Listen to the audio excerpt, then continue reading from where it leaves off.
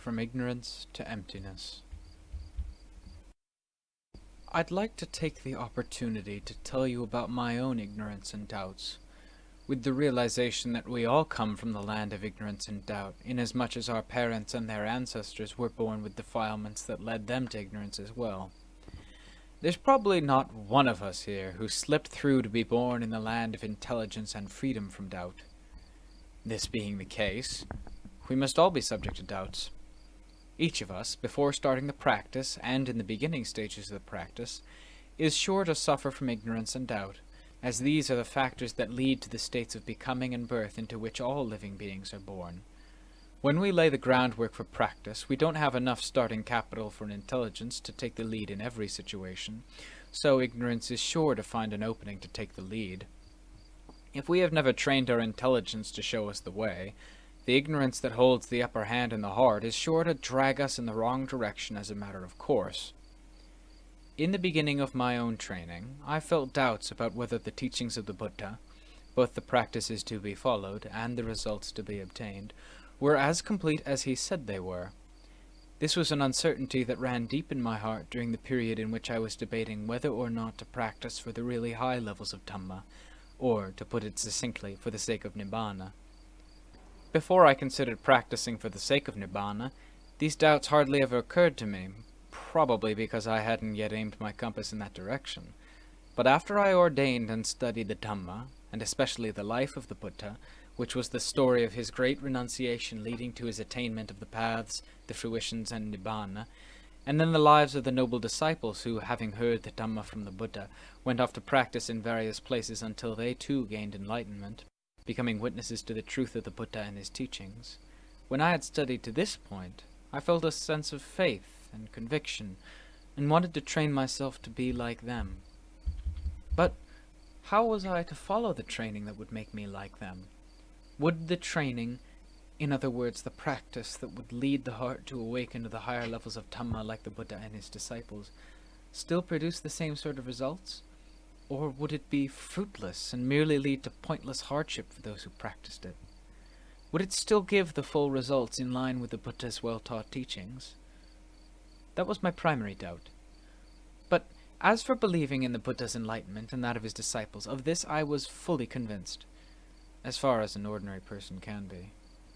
The thing that formed a stumbling block for me, in the beginning stages, was doubt as to whether or not the path of practice I would take, following the Buddha and his disciples, would lead me to the same point they had reached. Perhaps it was now overgrown with brambles and thorns. Had it changed into something other than the Dhamma that leads away from suffering, even though the Buddha and his disciples had all followed this very same path to the land of peace and security? This was my doubt concerning causes in the practice. As for the results of the practice, I wondered whether the paths, the fruitions, and Nibbana still existed as they had in the time of the Buddha. Although they ran deep in my heart, I couldn't tell these doubts to anyone else because I felt no one could resolve them for me and dispel them from my heart. That is why I had my hopes constantly set on meeting Venerable Ajaan Mahā. Even though I'd never met him before, I had heard that he was a monk of great distinction. By and large, the people who told me about him never spoke of him in terms of the ordinary levels of noble attainments. They all spoke of his arahantship. This convinced me that when I finished my studies in line with a vow I had made, I'd have to make the effort to find him and live under his guidance, so as to cut away the doubts running deep in my heart at that time. I had promised myself that I would complete the 3rd grade of Pali studies first. As soon as I passed the 3rd level of Pali exams, I set out from Bangkok to honor that vow. I got as far as Nakhon Ratchasima, where I spent the rains retreat in Chakrad district. I started practicing for samadhi concentration, and was amazed at how my mind developed stillness and calm step by step. I could clearly see my heart settle down in peace. Soon after that, the senior monk who was my Pali teacher asked me to return to Bangkok to continue my studies. He even had the kindness to come after me, before continuing to travel further out into the provinces. On the way back, he was going to have me accompany him to Bangkok. I really felt in a bind, so I headed for Udon Thani in order to find Venerable Ajaan Mahā. Along the way, the progress I had made in samadhi practice disappeared. I stopped at my home village of Bantad to make a simple umbrella tent, and that was my undoing. I hadn't even spent a full month at Bantad when I began to feel that my mind wasn't settling down in samadhi as snugly as it had before. Sometimes I could get it to settle down, sometimes not. Seeing that things didn't look promising and that I could only lose by staying on, I quickly left. In coming from Nakhon Ratchasima to Udon Thani, my purpose had been to catch up with Venerable Ajaan Mahā, who had spent the rains at Wat Nuan Nives, Udon Thani. I didn't reach him in time, though, because he had been invited to Sakan Nakhon before my arrival, so I went to stay on at Wat Tong Sawang in Nong Khai for a little more than 3 months. In May of that year, 1942, I left Nong Khai for the town of Sakon Nakhon, and from there went on to the monastery where Venerable Ajaan Mahā was staying at Ban Kuak, Tong Kuam Township, Muang District, Sakan Nakhon Province. When I reached the monastery, I found him doing walking meditation in the late evening dusk. "Who's that?" he asked, so I told him who I was. He then left his meditation path and went to the meeting hall. He was staying in a room there in the meeting hall, and conversed with me, showing a great deal of kindness and compassion for the incredibly ignorant person who had come to seek him out. He gave me a sermon that first evening, the gist of which I'll relate to you as far as I can remember it. It's a message that remains close to my heart to this day. "You've already studied a good deal," he told me, "at least enough to earn the title of Maha. Now I'm going to tell you something that I want you to take and consider. Don't imagine that I underrate the Dhamma of the Lord Buddha, but at present, no matter how much of the Dhamma you've studied, it will serve no purpose other than simply being an obstacle to your meditation, because you won't be able to resist dwelling on it and using it to take measure of things when you're trying to calm your heart. So, for the sake of developing stillness in your heart, I want you to put away the Dhamma you've studied for the time being. When the time comes for it to benefit you, it will all come streaming in to blend perfectly with your practice. At the same time, it will serve as a standard to which you should make the heart conform.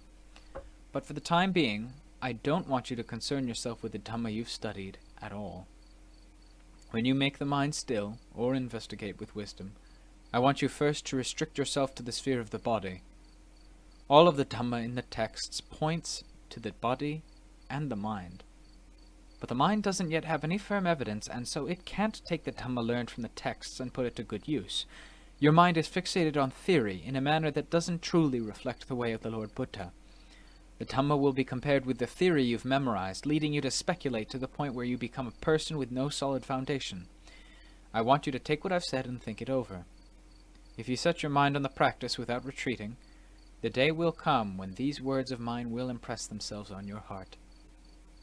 I felt an immediate sense of faith and conviction in Venerable Ajaan Mahā as soon as I saw him face to face that night, both because of my conviction in the Dhamma he was so kind to teach me, and because of the assistance he gave in letting me stay under his guidance.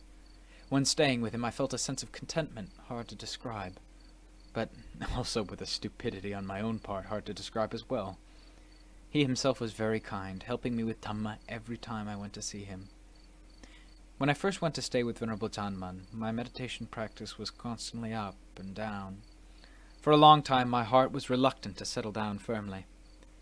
The first rains I spent with him was my 9th rains, inasmuch as I had spent my first 7 rains in study, and 1 rains in Nakhon Ratchasima after starting to practice. During that first rains with Venerable Ajaan Mahā, there was nothing but progress and decline in my samadhi. After the rains, I went to stay on a mountain for more than 2 months, and then returned to him with my mind still up and down in the same way. I couldn't figure out why it kept regressing, even though I was intent on practicing to the full extent of my ability. Some nights I was unable to sleep all night long out of fear that my mental state would deteriorate, and yet it would still manage to do so. Especially when the mind was beginning to settle down in stillness, I'd accelerate my efforts even more, out of fear that it would regress as it had before, and even then it would regress on me. After a while, it would progress again, only to decline again. When it was up, it would stay at that level for only 3 days, and then slip back right before my eyes. This disturbed me and made me wonder, what caused it to slip back? Was it because I had let go of my meditation object? perhaps my mindfulness had lapsed at that point. So I made a note of this and promised myself that no matter what, I would have to keep my mind focused on the meditation object at all times. Regardless of where I went and regardless of whether I was in or out of samadhi, even when I was sweeping the monastery compound or doing any of my chores, I would not allow my mind to slip away from Buddho, the word I like to repeat as my meditation object. Even when the mind settled down into stillness, as long as I could continue to think of the meditation word Buddho, I wouldn't let go of it. If the mind was going to regress in any way, this was where I would know it. Having taken note of this point and made my promise, I started repeating the word Buddho. While I was repeating it, the mind settled down quickly, much more quickly than it had before. It would drop the meditation word only when it had settled snugly into stillness. At that moment, whether thinking Buddho or not, the awareness of that stillness was in and of itself solidly Buddho. At the point where the mind formed no thoughts at all, the repetition of Buddho would stop. As soon as the mind made a move to withdraw, in other words, as soon as it rippled slightly, I'd immediately start pumping the meditation word back in again as a means of keeping the mind in place. I abandoned my concern for the progress or decline of the mind. No matter what, I wasn't willing to let go of my meditation word. I felt no more concern for how the mind might fluctuate. I simply forced it to be conscious of Buddho. I became aware of my progress only in terms of the heart that had Buddho in charge. That's how I would know. That's the one spot where I place my confidence. I wouldn't have to concern myself with anything else. As time passed, the mind that had once progressed and regressed ceased to slide back. This was what made me realize that the reason the mind had kept regressing so often was because of a lapse in its meditation word. Mindfulness must have slipped away at that moment for sure. So from that point on, I kept my meditation word continually in place. No matter where I went or where I stayed, I would not let mindfulness lapse. Even should I be on the verge of death, I would never let mindfulness slip away from Buddho. If the mind was going to regress, this was the only place where I'd try to know it. I wouldn't concern myself with the matter in any other way. As a result, the mind was able to establish a foundation for itself by focusing exclusively on the meditation word Buddho. After that came my second rains retreat with Venerable Ajaan Mahā. Before the rains began, my mind felt still and firm in samadhi, with no regression at all. Even then, I refused to let go of my meditation word. I kept this up until I was able to sit in meditation without changing my posture from early evening until the first light of dawn. During my second rains with Venerable Ajaan Mahā, I considered sitting in meditation from dusk until dawn as more important than any other method in my practice. After that, I gradually eased off, as I came to see the body as a tool that could wear out if I used it without any sense of moderation. Still, I found that accelerating my efforts by means of sitting all night until dawn gave more energy to the heart than any other method. While I was sitting from dusk until dawn, I gained a clear comprehension of the feelings of pain that arise from sitting in meditation for long periods of time, because the pain that arose at that time was strange and exceptional in many ways. The wisdom that I used to investigate so as to contend with the pain kept at its work without flagging, until it was able to understand the nature of every sort of pain in the body, which, after many hours of sitting, became a solid mass of pain. At the same time, wisdom was able to penetrate deeply to know the feelings of the heart. This practice did a great deal to strengthen my mindfulness, my discernment, and my courage in meditation. At the same time, it made me bold and confident with regard to the future, in that the pains that would appear at the approach of death would be no different from the pains I was experiencing and investigating in the present. Nothing about the pain of death would be so different or exceptional as to deceive or confuse me at the time of death. This was a further realization.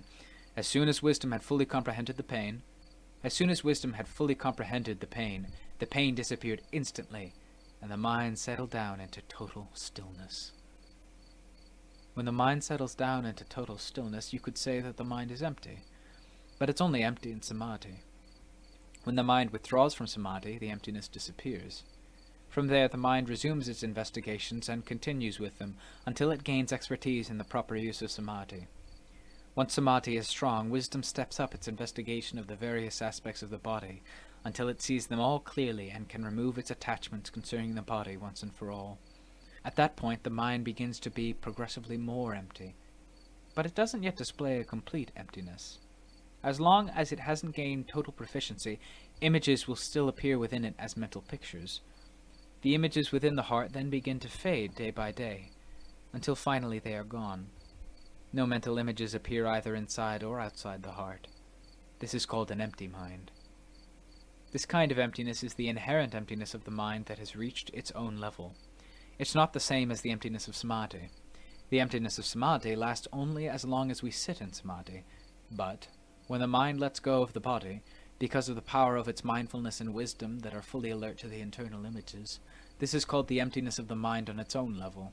This emptiness, gained through wisdom, is lasting. When this stage is reached, the mind is truly empty. Even though the body appears, there's simply a sense that the body is there. No image of the body appears in the mind at all.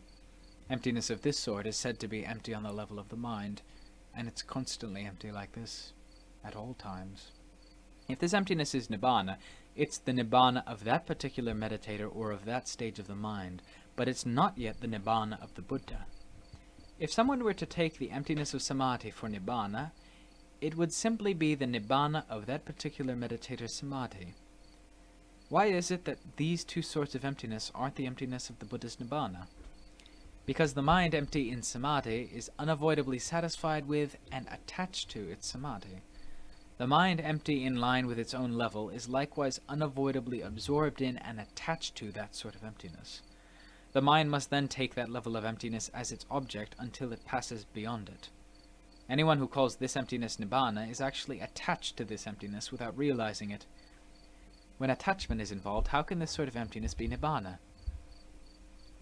If we don't want to settle for this level of Nibbāna, we must take a thorough look at feeling, memory, thought, and consciousness until we see them clearly and in full detail, because the emptiness we're referring to is the emptiness of feeling, in that a feeling of pleasure fills this emptiness. Memory recognizes it as empty. Thoughts take this emptiness as their preoccupation. Consciousness is aware of an internal emptiness. So this level of emptiness becomes the emptiness of the mind's preoccupation. If we investigate this emptiness, seeing it clearly as a mental fabrication, we will open the way by which we are sure of transcending it someday. Investigating in this way, the truth of the mind will gradually reveal itself. The mind is then sure to find a way to shake itself free. Even the underlying basis for these fabricated things will not be able to withstand mindfulness and wisdom. Mindfulness and wisdom of a radical sort will slash their way in, just like a fire that burns without stopping when it meets with fuel, until they have dug up the roots of all conditioned things. Only then will they stop their advance. On this level, the adversaries to the Nibbāna of the Buddha are the things to which the mind is attached. The sense that my heart is empty, my heart is at ease, my heart is clean and clear. Although we may see the heart as empty, it's paired with a non-emptiness. The heart may seem to be satisfied, but it's merely the other side of dissatisfaction. The heart may seem clean and clear, but it dwells with defilement, without our being aware of it. Thus emptiness, ease, and clarity are the qualities that obscure the heart, because they are the signs of becoming and birth. Whoever wants to cut off becoming and birth should thus investigate these things with wisdom, so as to let them go. Don't be possessive of them, or they will turn into a fire that burns you.